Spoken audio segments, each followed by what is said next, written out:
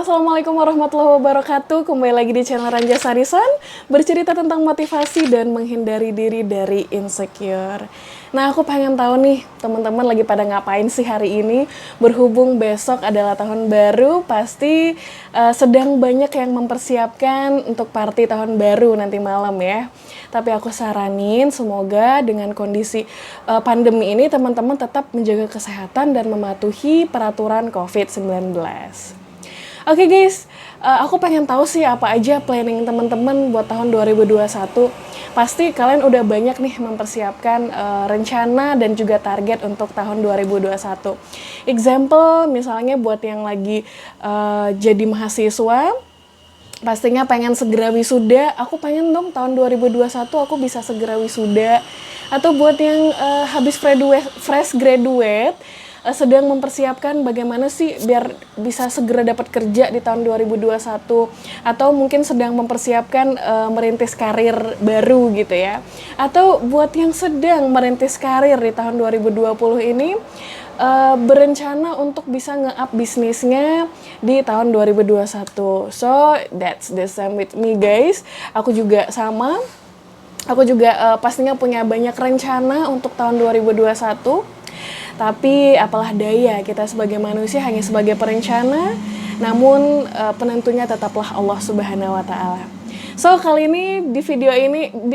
di video kali ini aku bakalan ngebahas tentang bagaimana sih atau apa sih yang kita lakukan ketika target kita tidak tercapai. Aku punya beberapa tips buat teman-teman apa yang kita lakukan ketika target kita nggak tercapai nih. Ya seperti misalnya kita udah merencanakan tahun depan aku pengen bisa wisuda cepet, semoga bisa dimudahkan gitu kan. Tapi ternyata banyak halangan, mungkin dari segi kitanya yang males, atau mungkin dari dosennya yang banyak kegiatan, atau mungkin dari praktek dan kegiatannya yang mungkin terhambat oleh faktor-faktor eksternal gitu ya. Atau juga mungkin kita sudah menargetkan tahun depan aku harus bisa punya bisnis baru gitu ya, tapi ternyata mungkin dari segi finansial atau dari segi kesehatan atau dari segi lainnya ternyata tidak mencapai target. Nah, aku saranin gimana sih cara bikin planning yang baik, dan juga gimana ketika kita planningnya nggak tercapai. Yang pertama, untuk nyusun planning, aku saranin bikinlah rencana yang benar-benar matang dan detail. Jadi misalnya teman-teman berencana nih, tahun depan aku mau buka bisnis dong gitu. Tapi nggak dikerucutkan, bisnisnya tuh apa gitu, dan detailnya gimana, targetnya mau sampai mana gitu ya.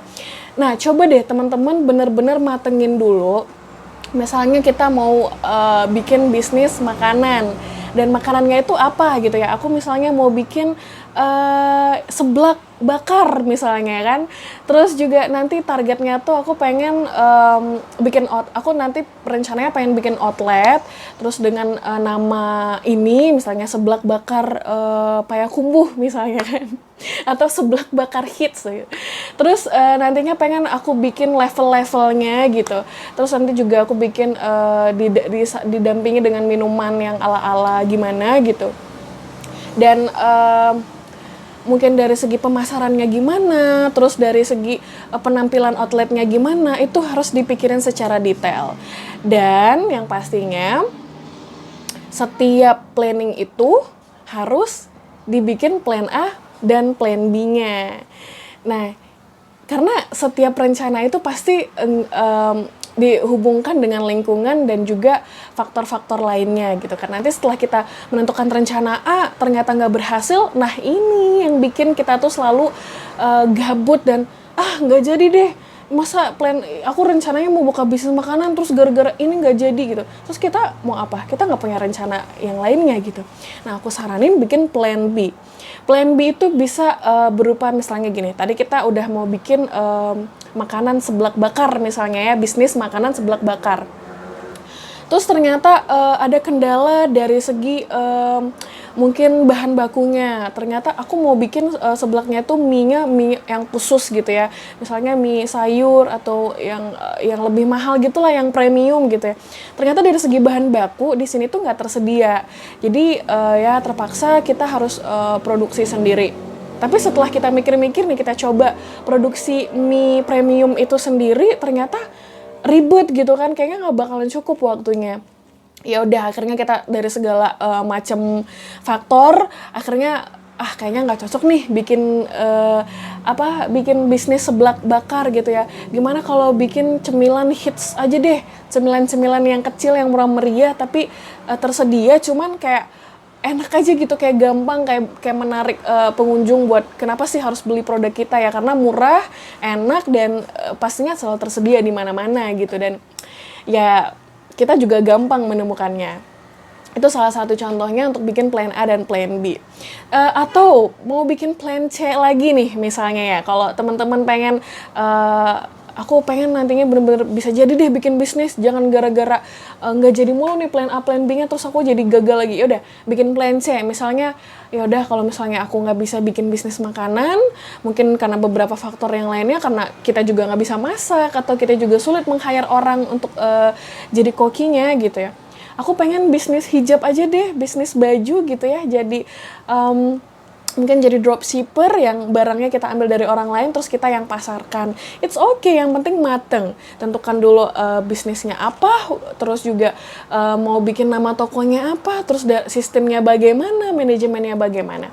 Itu soal planning. Oke, yang kedua, pastinya tips yang kedua, tentukan target. Setelah kita menentukan rencana, kita harus menentukan target sampai mana kita harus mencapai gitu ya. Kalau misalnya target kita, pokoknya aku mau bikin bisnis aja gitu loh. Bisnis apa aja, pokoknya bikin bisnis aja gitu ya. Tapi kita tuh nggak menentukan target. Misalnya bisnisnya itu harus sampai online aja kah? Atau sampai buka outlet, nanti bisa buka cabang di mana-mana gitu ya. Nggak usah jauh-jauh dulu deh, yang kecil dulu. Misalnya targetnya tuh bikin bisnis dengan target satu hari bisa mencapai 100 orderan, atau mungkin untuk awal-awal 50 orderan per hari aja gitu targetnya ya. Tapi aku saranin untuk menentukan target ini, karena kebanyakan kita ya, misalnya kita menentukan target 50, ternyata tercapainya ya 30. Kalau misalnya kita menentukan target 1000 per hari, ternyata tercapainya 500, artinya itu lebih wow dong dari target yang pertama tadi gitu. Jadi aku saranin gak apa-apa, kita tentuin targetnya tinggi-tinggi aja. Kenapa? Karena dengan menentukan target itu kita bakalan mikir, wah baru cuman 50 pieces doang nih per hari. Padahal kan targetnya tuh 1000 per hari gitu kan. Akhirnya kita terus berusaha, dan ternyata bisa mencapai 500 pieces per hari. Nah, kalau misalnya kita bisa mencapai 500 pieces per hari, kenapa kita mintanya 100 pieces per hari gitu? Itu sih aku juga belajar dari Wirdia Mansur ya. Aku juga sering banget nonton channel-channel podcast para motivator-motivator yang ada di YouTube gitu. Salah satunya Wirdia Mansur. Beliau bilang, kalau misalnya kita bisa menargetkan yang lebih tinggi, kita bisa dapat yang lebih tinggi, kenapa kita harus menetapkan yang lebih rendah gitu. Itu saran aku. Kemudian tips yang ketiga, yaitu aksi sebagai perjuangan. Nah, ini penting banget karena kebanyakan manusia itu punya musuh terbesar dalam dirinya, yaitu malas. Itu juga sama banget. Aku juga punya rasa malas, aku juga punya rasa insecure, aku juga punya kayak rasa takut gagal gitu ya. Itu wajar kita sebagai manusia. Cuman kita harus berjuang untuk ngelawan musuh terbesar kita itu.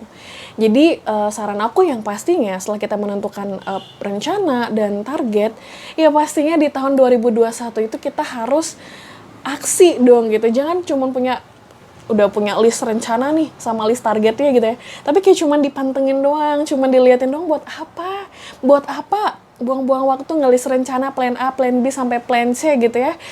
Udah capek-capek mikir tapi ternyata nggak ada aksinya, ya buat apa gitu. Jadi yang pasti kalau misalnya nanti di tengah perjalanan Nah, misalnya kita lagi proses bikin outlet, terus di pertengahan tuh kayak ada kendala gitu ya, yang bikin kita tuh jadi malas atau takut, nanti kalau kayak gini buang-buang uang dong, gagal dong gitu. Udahlah nggak jadi deh bikin bisnis, capek gitu, kayak pusing, buang-buang duit doang gitu di awal.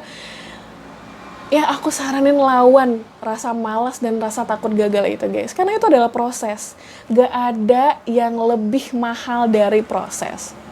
Karena proses itulah yang menentukan. Kalau semakin keras kita berproses, semakin keras kita beraksi di awal, insya Allah nanti di akhir kita bakalan menuai hasilnya gitu ya. Karena Ranja juga sekarang dalam posisi itu, punya bisnis belum sampai 1 tahun, tapi sesekali ya kadang pernah kayak ngerasa jatuh, pernah boncos juga. Kok jadi curhat gitu ya. Dan bisnisnya juga nggak terlalu gede, tapi banyak hal yang Ranja pelajari dari maksudnya dari proses ini, yang sampai akhirnya intinya Ranja harus konsisten gitu. Ya teman-teman juga harus konsisten kalau mau bikin suatu planning dalam hidupnya gitu ya. Yang pasti untuk beraksi, ingat ini adalah bukti dari perjuangan kita untuk menggapai target yang udah kita tentuin. Oke, yang terakhir, yang pasti tips keempat dari Ranja yaitu berdoa dan berserah diri kepada Allah Subhanahu wa Ta'ala. Ranja juga sering banget nonton channel-channel podcast yang lainnya di YouTube ya, yang selalu motivasi mengenai zikir, mengenai salawat, banyak tips-tips yang disarankan ke kita kalau misalnya kita punya planning tahun depan. Gimana sih caranya gitu selain beraksi dan berjuang gitu ya, selain berusaha pastinya juga dengan doa gitu. Yang pastinya sholat 5 waktu tetap dijaga dan berdoa kepada Allah bahwa semoga tahun depan tercapailah target kita, dan juga selalu disolawatin gitu. Nah kemudian ketika target kita nggak sesuai dengan planning yang udah kita bikin, atau maksudnya kegiatan kita itu nggak sesuai dengan planning yang udah kita bikin sebelumnya, ya pastinya berserah diri kepada Allah, karena ketentuan Allah itu lebih indah dari planning kita sendiri.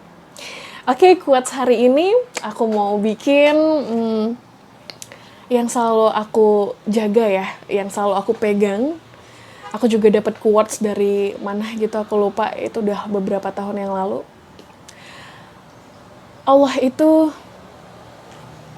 kita sebagai manusia hanyalah perencana, tapi Allah lah yang menentukan. Dan Allah itu lebih tahu apa yang kita butuhkan, bukan apa yang kita inginkan. Karena selama ini kita selalu berambisi dengan apa yang kita inginkan, tapi kita nggak sadar kita butuh itu atau kita nggak butuh. Oke, see you next time di video selanjutnya. Jangan lewatkan video ini, mohon bantu subscribe, komen di bawah pastinya, like, terus juga share video ini ke teman-teman kalian. Semoga bermanfaat, terutama buat teman-teman yang ngerasa insecure dan gak punya planning tahun depan. Nah, video ini cocok banget untuk direkomendasikan. See you, bye-bye. Assalamualaikum warahmatullahi wabarakatuh.